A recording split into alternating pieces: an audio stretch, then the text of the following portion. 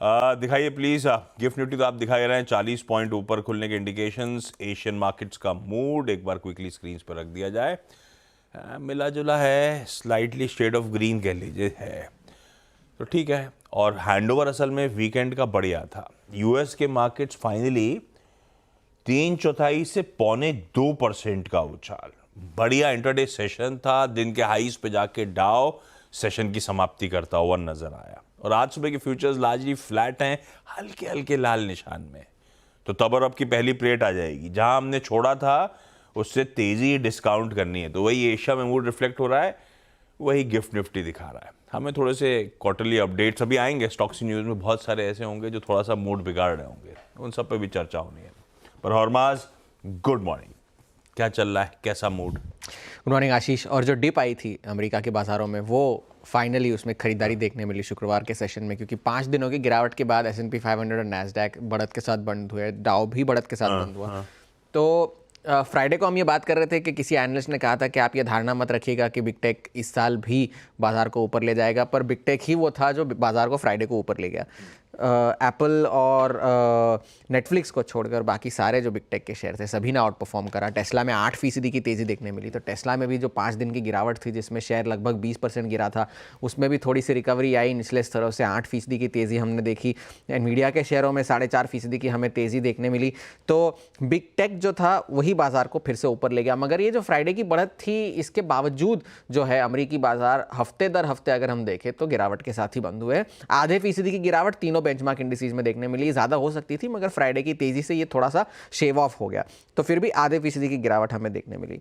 अब माइक्रोसॉफ्ट ने फ्राइडे को एक बड़ी अनाउंसमेंट करी है कि हम $80 बिलियन खर्च करेंगे AI एनेबल्ड डेटा सेंटर लगाने के लिए 2025 में। फिस्कल नहीं, वो तो उन्होंने ये नहीं कहा कि कहाँ लगाने वाले हैं, मगर 2025 में ये $80 बिलियन खर्च करेंगे। और इसी AI से रिलेटेड JP मॉर्गन ने भी एक बात कही कि जब तक रिटेल इन्वेस्टर इसमें पैसा लगाते रहेंगे, तब तक ये AI बूम जो है वॉल स्ट्रीट पर वो चलता रहेगा। तो ये AI से रिलेटेड बात निकल कर आई फ्राइडे को। बहुत सारे स्टॉक स्पेसिफिक एक्शंस भी थे। US स्टील की जो डील चल रही थी निप्पॉन स्टील के साथ, वो जो बाइडेन साहब ने ब्लॉक कर दिया, वो नहीं होगी कि भाई US स्टील जो है वो एक अमेरिकी ओन्ड कंपनी ही रहेगी, अमेरिकी वर्करों की चलाई हुई कंपनी ही रहेगी। तो ये डील हम ब्लॉक कर कोर्ट का दरवाजा खटखटाएंगे अभी, कराएंगे, पर वो तो प्रोसीजरल है, वो आगे चलता रहेगा। मगर उसकी वजह से उस वजह से भी 6.5% की गिरावट हमें US स्टील के शेयरों में देखने मिली। मगर इंटरेस्टिंग बात फ्राइडे को ये थी कि अल्कोहल रिलेटेड स्टॉक्स US में थोड़ी सी गिरावट के साथ बंद हुए। वार्निंग आनी है वो इसलिए कि US के जो सर्जन जनरल है, उन्होंने ये कहा है कि आप अपने जो शराब के केसेस है उस पर आप ये वार्निंग लगाइए कि कैंसर रिलेटेड रिस्क इससे आते हैं, जैसे सिगरेट के डब्बे पे होती है जी। तो इस पर कॉन्स्टेलेशन ब्रांड्स है, AB InBev है, उन सभी में 2.5 से लेकर 5% की गिरावट हमें देखने मिली फ्राइडे के सेशन में। मगर एक खराब खबर जो है वो एप्पल के लिए निकल कर आ रही है। वो ये है कि फॉरेन मोबाइल शिपमेंट्स जो चीन जाते हैं उनमें 47% की गिरावट देखने मिली हमें नवंबर के महीने में साल दर साल। और एप्पल जो है वो सबसे ज़्यादा स्मार्टफोन्स एक्सपोर्ट करता है चीन को। चीन उनका दूसरा सबसे बड़ा मार्केट है। तो वो एक ख़राब खबर निकल के आई, क्योंकि हुआवेई से उनको बहुत ज़्यादा कंपटीशन मिल रहा है। तो वहाँ एप्पल पर नज़र रखने की ज़रूरत है। अगर बाजार के बाहर जाकर देखें तो मैन्युफैक्चरिंग PMI का जो डेटा आया था US में, वो अभी भी इकोनॉमी जो है, उनकी अर्थव्यवस्था जो है वो कॉन्ट्रैक्शन मोड में ही है। 49.1 का आंकड़ा है, जो अनुमान से तो बेहतर था, मगर 50 के बिलो था, क्योंकि 50 के नीचे अगर होता है तो वो कॉन्ट्रैक्शन जाहिर करता है। डॉलर में कमजोरी थी। यील्ड्स जो है अभी भी 4.6% के आसपास ही बने हुए हैं, तो वहाँ पर भी नज़र रखने की ज़रूरत है। डॉलर में हल्की कमजोरी देखने मिली, उस वजह से भी बाजार को थोड़ा सा बूस्ट मिला था फ्राइडे को।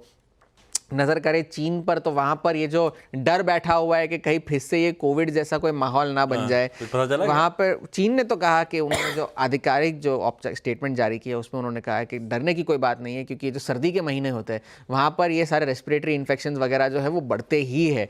ये एक सालाना ट्रेंड है, इसमें आपको घबराने की कोई ज़रूरत नहीं है।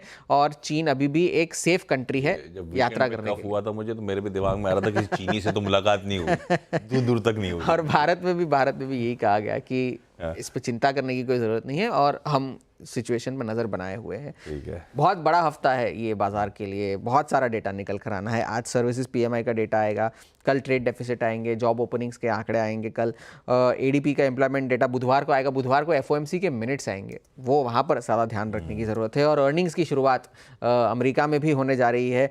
जॉबलेस क्लेम्स तो आएंगे गुरुवार को, मगर शुक्रवार को बड़ा दिन होगा क्योंकि नॉन फार्म पेरोल्स का डेटा आएगा, वो फेड की अगली मीटिंग के बारे में आपको कुछ एक इशारा दे सकता है। और फ्राइडे को जो है bank of America, Wells Fargo, black rock और डेल्टा, इन सारे बड़ी कंपनियों के नतीजे भी आएंगे। तो अर्निंग सीजन की शुरुआत होने वाली है। हैंडओवर स्क्रीन पर तो मजबूत है, डॉलर थोड़ा सा कमज़ोर हुआ है, मगर तेल पर नज़र रखने की ज़रूरत है और ये सारा जो बड़ा डेटा आने वाला है उस पर नज़र रखने की ज़रूरत है। तब अब की एक बार सेकंड प्लेट दिखाइएगा। बॉन्ड यील्ड थोड़ा सा इंज्ड अप नजर आएगा, पर डॉलर इंडेक्स कूल ऑफ हुआ। सही कह रहा है हरमास। ब्रेंट 75.5 पे छोड़ा था फ्राइडे को 3:30 बजे, 76.8 पे आके, ऑलमोस्ट $77 पे आके ब्रेंट इस समय कामकाज करता हुआ। तो ना सिर्फ वो क्वार्टरली अपडेट से जूझना है कई सारे, हमें क्रूड से भी आज जूझना पड़ेगा। खैर, वीरू से जाना जाए, ऐसे में अप्रोच क्या रखें भारतीय बाजारों में। फ्राइडे के उस पस्त सेशन को, या कह लीजिए वो जो ब्रीदर लेता हुआ भारतीय बाजार नजर आया, उसको कैसे रीड करा जाए और अब अप्रोच क्या होगा। Veeru, good morning.